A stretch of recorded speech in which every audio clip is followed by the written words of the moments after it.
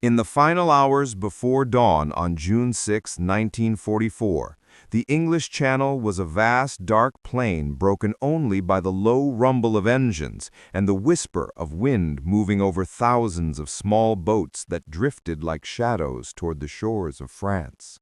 The men aboard these boats could barely see beyond the person standing in front of them, yet they knew they were part of something so enormous that none of them could fully grasp it.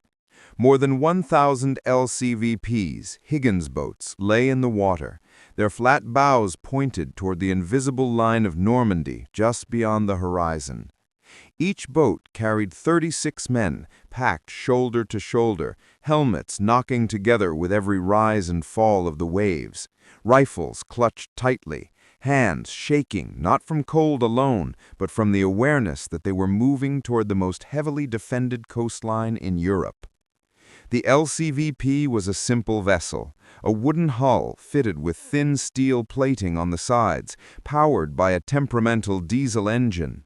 Its flat bottom made it slam hard against the waves, every impact sending shudders up the legs of the men inside. The sides were low, barely chest-high, offering almost no protection from the wind or spray. Water washed over the bow, drenching uniforms, boots, and packs, making the air smell of salt and diesel oil. Still, the boats pressed forward in long lines, each one following the faint white wake of the vessel ahead, like ghosts drifting across the sea. Above them, the sky was black but not empty. The faint roar of aircraft bombers, transports, fighters formed a distant canopy of sound, a reminder that the invasion stretched from the ocean floor to the clouds.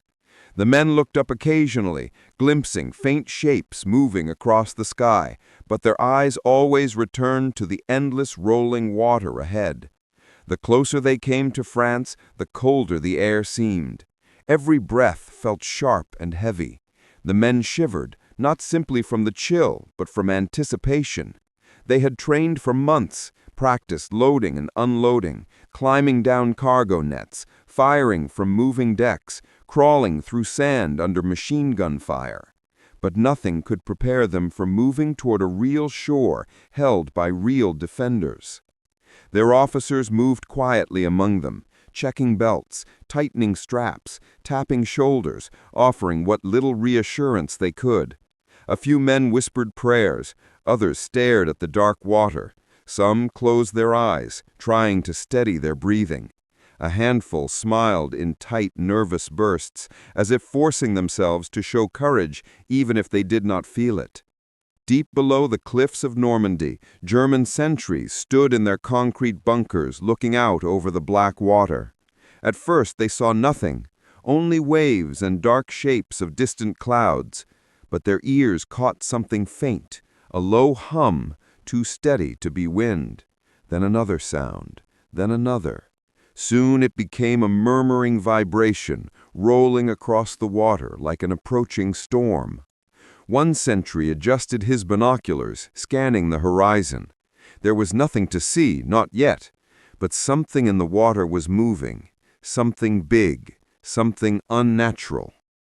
The German commanders had known an invasion would come, but they expected it during daylight, at high tide, or somewhere closer to the Pas de Calais.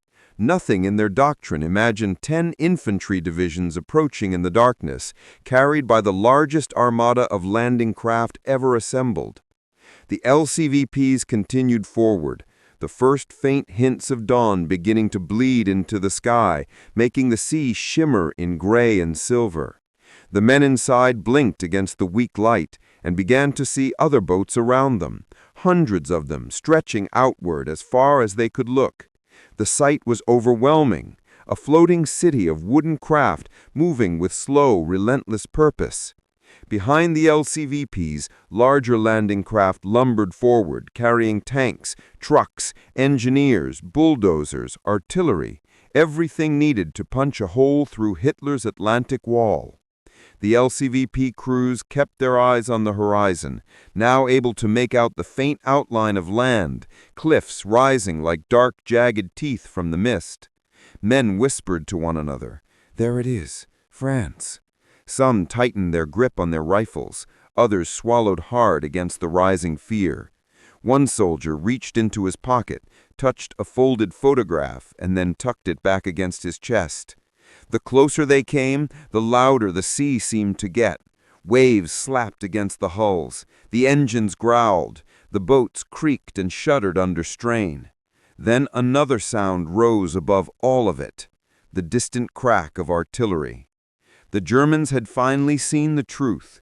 The horizon was filled with movement, filled with boats, filled with men, a force so large that even the seasoned defenders of the Atlantic Wall were momentarily struck silent. A German officer inside a bunker stared through a viewing slit, unable to believe what he was seeing. The sea itself seemed alive, full of square-bowed boats creeping toward the shore like an army of metal insects.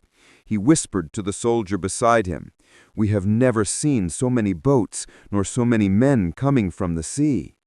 The Higgins boats kept coming, their wakes crossing and merging behind them. The sky brightened further, revealing their gray shapes rising and falling over choppy water.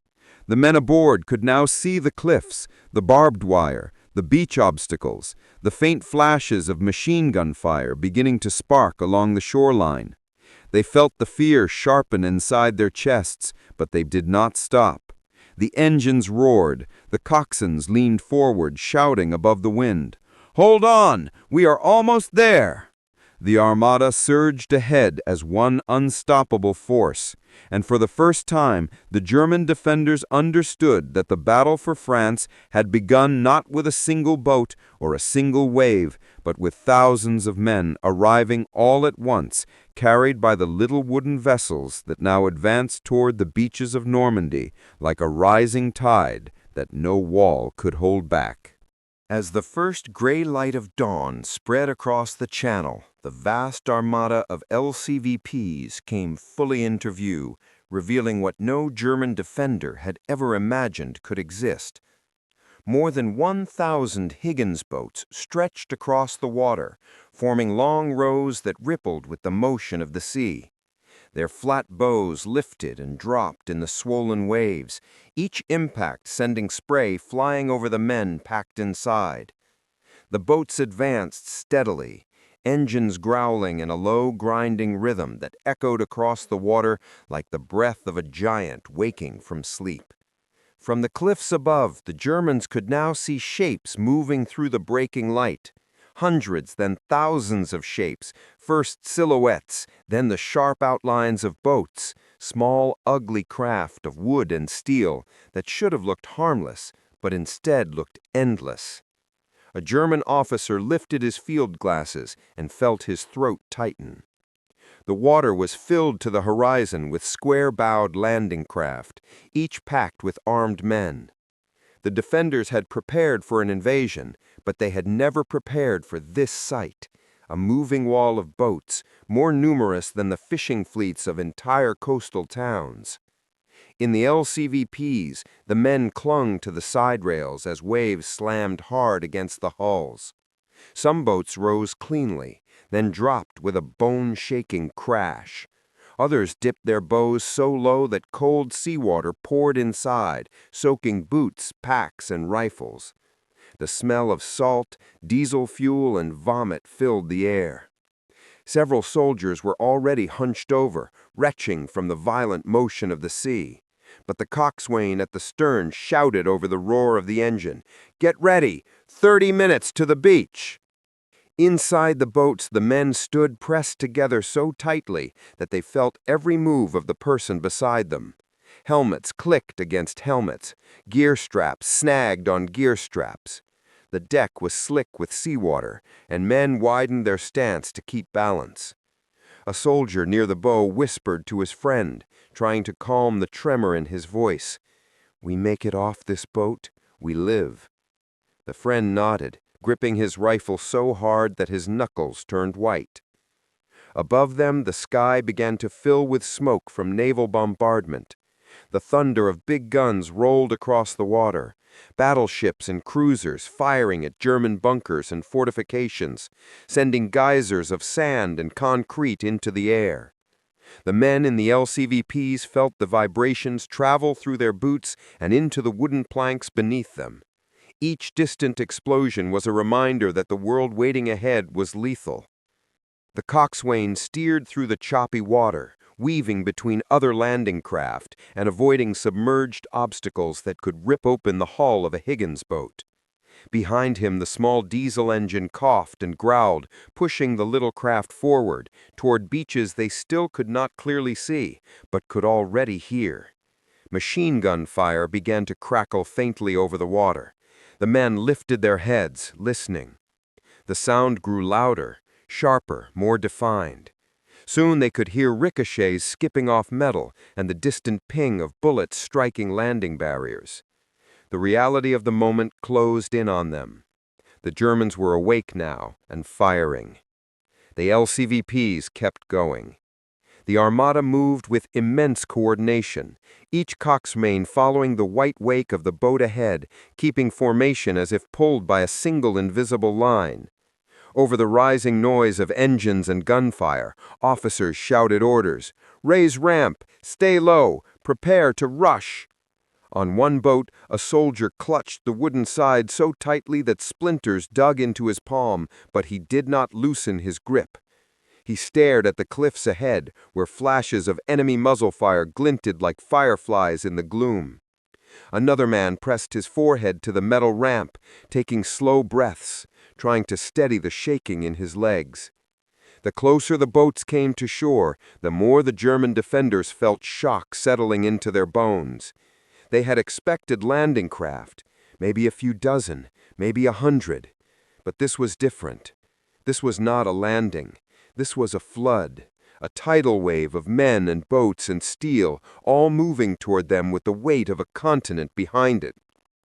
A German machine gunner shouted to his commander, asking where to aim because the sea was so full of targets that he could not choose. The commander did not answer at first. He simply stared as the horizon filled completely with boats. Higgins boats. As far as he looked, more boats kept appearing, as if the sea itself was giving birth to them. The Armada surged on. The LCVPs were now close enough that the men inside could see the surf crashing around wooden stakes and steel obstacles planted by the Germans to rip open hulls. They could see smoke drifting along the beaches from naval shells exploding. They could see flashes of light from enemy bunkers firing into the incoming waves. They could also see other landing craft ahead, hitting the shallows, water rising around them before the coxswains cut engines and the boats ground hard into sand. And then suddenly, shockingly, they could see men running off the first boats into the storm of fire. The men in the second wave tightened their grips on rifles. The ramp ahead them rattled under machine gun fire. The coxswain shouted, "Hold on! 30 seconds!" The Higgins boats raced toward the shore, carrying not one company, not one battalion, but an entire generation of soldiers moving in at once. The Germans watched in disbelief, unable to understand how so many men could come so quickly. But the answer was simple. The Higgins boat had turned the sea into a highway, and America had filled that highway with an army. The cliffs loomed closer. The ramp shook again. Bullets hissed over the bow. The men braced themselves, and the Armada prepared to open the gates of France in one unstoppable moment. The closer the LCVPs came to the beaches of Normandy, the more the world narrowed into a tunnel of noise, fear, and rising adrenaline.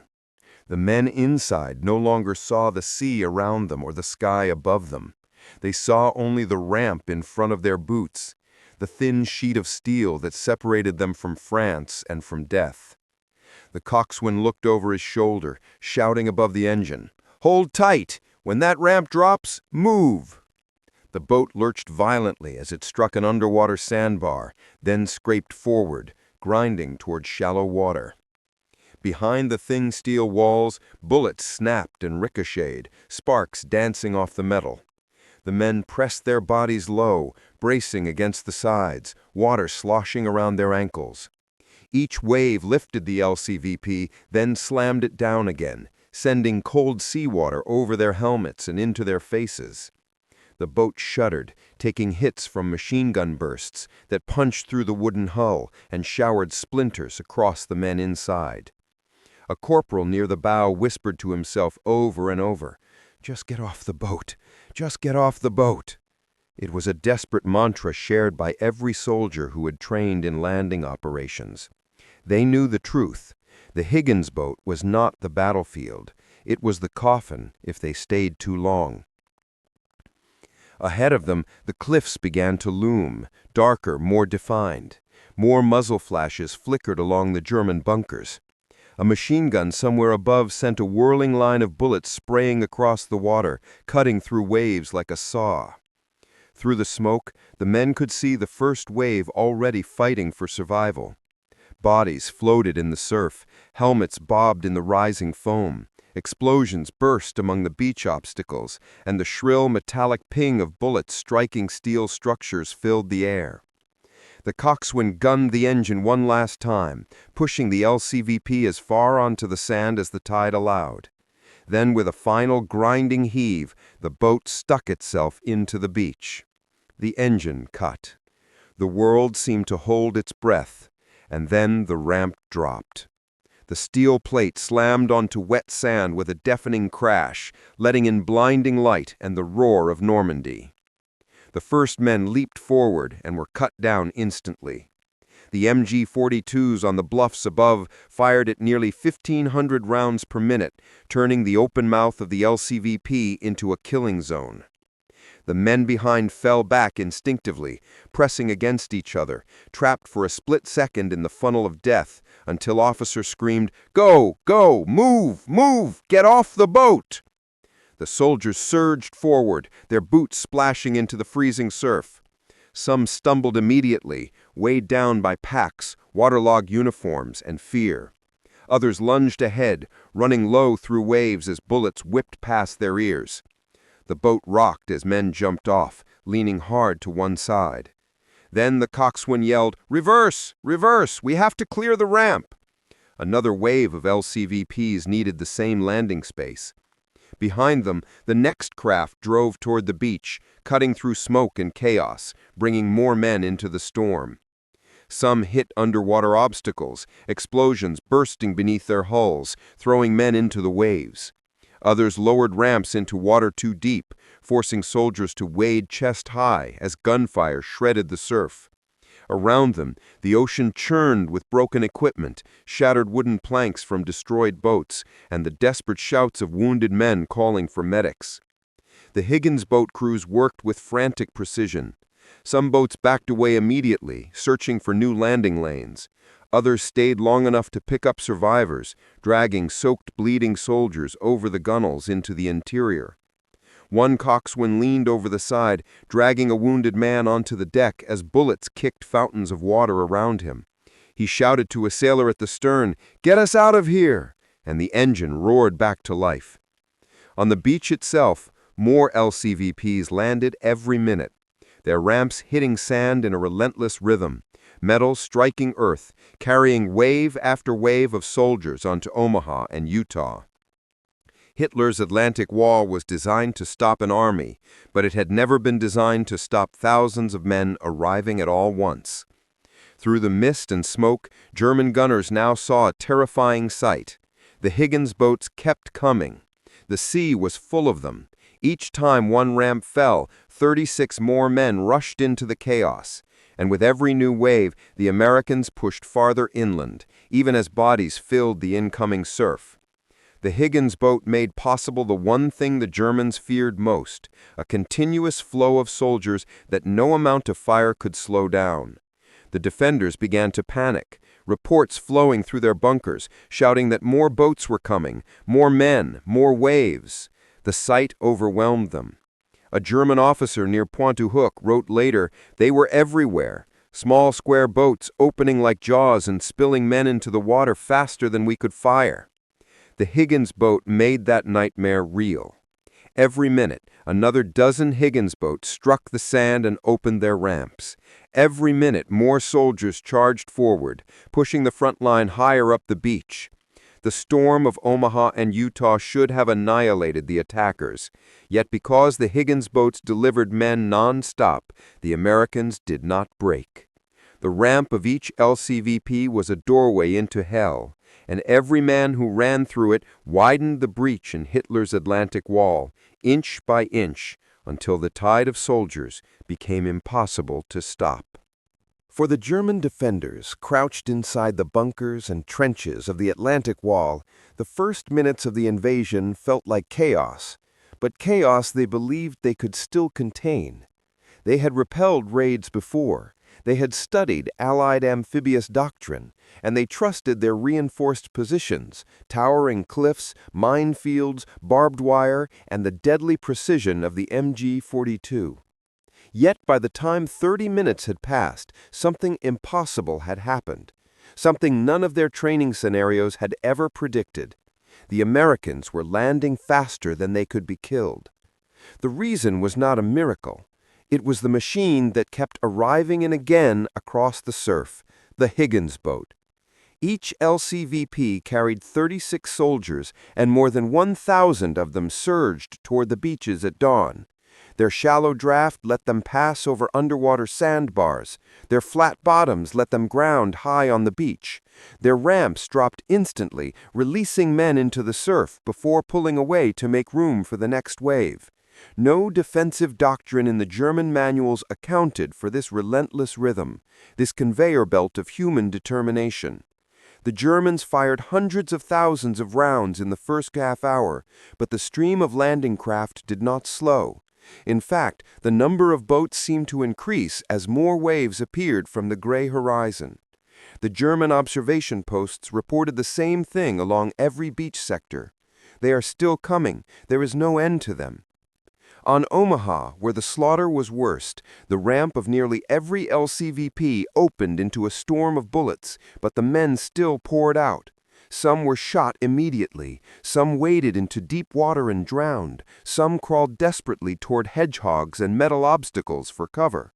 Yet behind them, more boats crashed into the sand, more ramps fell, more men rushed forward. The sea turned into a highway of Higgins boats, moving in synchronized lines. Roar forward, slam into sand, open the ramp, unload, reverse, back away, turn around, repeat. Within minutes, German machine gunners realized something terrifying. They could not reload fast enough. Every time they repositioned the barrel or changed ammunition, a new boat landed, a new wave of soldiers appeared, and each wave pushed slightly farther ashore. For every group that fell, another group filled the gap. The Germans shouted for more ammunition, more men, more artillery support, but their requests were drowned out by the roar of naval guns from battleships offshore. The blasts shook the cliffs, throwing debris across bunker floors. Each explosion marked another blow to Hitler's Atlantic Wall. The commanders tried to make sense of the reports coming in from observers along the coast.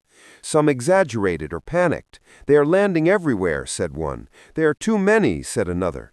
But one report stood out, written in a hurried scrawl by a lieutenant watching Utah Beach. He wrote simply, "They come like a flood." From inside the LCVPs, the Americans felt none of that strategic understanding. They felt only the raw intensity of survival, the cold salt water around their legs, the blur of sand and smoke, the crack of bullets striking the ramp as it fell. They crashed into the beach, running as fast as they could, while more boats grounded behind them. The sea filled with more Higgins boats, maneuvering around wrecks, dodging obstacles, passing burning craft that had been hit by artillery but still pushing forward.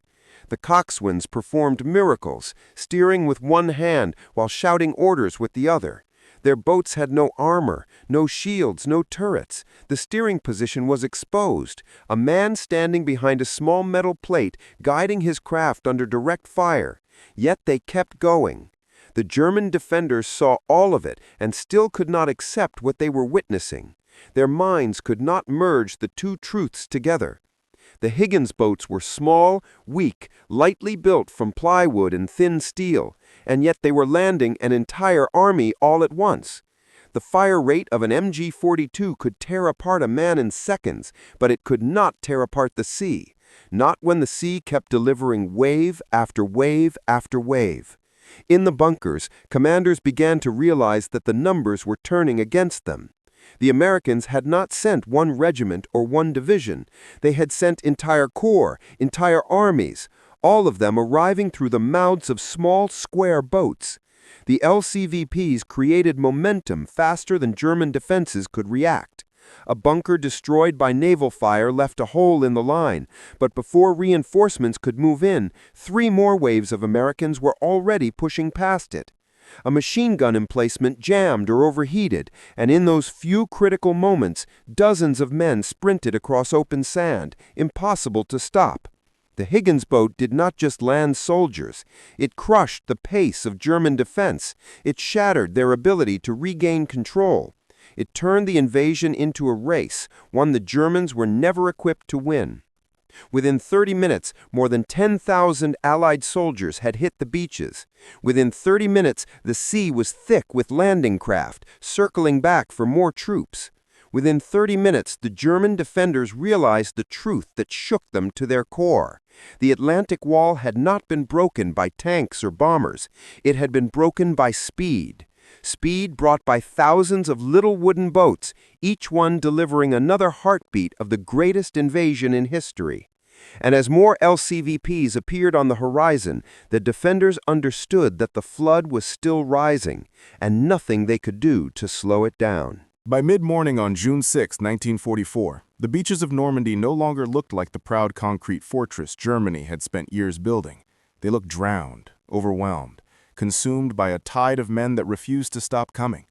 The Atlantic Wall still fought, but the shape of the battle had already changed. The moment the Higgins boats arrived in their thousands, the outcome stopped belonging to the bunkers and started belonging to the sea. The LCVPs did not look like war-winning machines. They were small wooden boxes with diesel engines that coughed and sputtered, thin steel panels that rattled under machine gun fire, and flat bottoms that slammed so hard against waves that teeth were knocked loose. But on D-Day, they accomplished something no battleship, no bomber, no tank could do. They delivered an army, 36 men at a time, without pause, hesitation, or fear. And they kept delivering that army until the German defense cracked under the weight of sheer, unbroken momentum. The Higgins boat was simple. That simplicity made it powerful. Andrew Higgins, the man who designed it, once said that the boat could be built by anyone with a hammer and saw, and in a way, he was right. American factories, shipyards, and even furniture companies produced them by the hundreds. Because they were fast to build and cheap to make, the Allied invasion planners realized something few commanders in history had ever understood. The fastest path to victory was not overwhelming firepower, it was overwhelming arrival. Quantity, not just of ships, but of legs, boots, rifles, bodies, presence. After the ramp dropped, men kept coming from the sea until the Germans had no breath left to resist. Inside every Higgins boat lay a piece of the Allied war machine, the kind the Germans never fully understood. Factories in Ohio cutting planks, Louisiana mills shaping plywood, California plants stamping steel plates. All of it ended up in the flat bow of the LCVP, carrying soldiers toward France in the greatest test of industrial strength the world had ever seen. The men who lived through D-Day would remember everything about the boats long after the war. The reek of diesel fumes mixed with the cold stink of seawater, the way the boat shook violently when it scraped the bottom, the slam of the metal ramp hitting sand, the shouted orders lost in the roar of gunfire, the hiss of bullets slicing through the surf, the thud of soldiers hitting the water and running toward the beach. Some of the boats never made it back, hit by artillery, mortars, mines, or machine guns, splintering into pieces that floated briefly before sinking into the rising tide. Coxswains died at their stations, hands still clenched on the controls as their boats drifted into shore with wounded men aboard. But the majority did return, engines sputtering through smoke and debris, veering back toward the transport ships to collect the next wave of soldiers, again and again and again. Because the Higgins boat was never meant to deliver one attack, it was meant to deliver thousands. The Germans who survived the day later wrote that the sight of the boats haunted them. The sea kept opening, the boats kept coming. Every time they thought they had repelled the last wave, more boats arrived until the shoreline seemed to shift from water to men. And when the battle was finally decided, when the smoke cleared and the beach was secured, the Higgins boats did not rest. They ran supplies ashore, dragged artillery across sand, carried wounded men back to hospital ships, refueled, repaired, and turned around to repeat the process day after day until a foothold became a bridgehead, and the bridgehead became the beginning of the end for Hitler's Europe. Yet after the war, few people spoke of the Higgins boat. The world remembered the heroism of infantry, the bravery of paratroopers, the weight of bombers and tanks. The names of commanders, generals, and divisions filled books, films, and documentaries. But the little wooden, square-bowed boat that had carried those heroes into France faded into silence, overshadowed by the glory of victory it had helped create. Andrew Higgins never complained, but he knew the truth better than anyone. He once said that without his boat, we would not have won the war. And Eisenhower himself agreed, describing the LCVP as the boat that won World War II. But history rarely likes simple heroes. It prefers dramatic machines, powerful weapons, sleek warships, and great military leaders. But the soldiers who lived through D-Day remembered the LCVP differently. They remembered it as the boat that opened the door to France, the boat that turned the sea into a bridge, the boat that carried them from fear into battle, from uncertainty into history. A veteran decades later stood before a preserved Higgins boat and placed his hand on the worn metal of the ramp. He whispered, "That little boat carried my whole generation ashore." And he was right. The Higgins boat did not look like a legend, did not sound like a legend, it did not fight like a legend, but on June 6, 1944, it became one anyway. It turned the tide of war not with guns or armor, but with relentless courage and unstoppable purpose. It carried the weight of a continent on its wooden hull, and though it never took the glory, it delivered the victory that changed the world forever.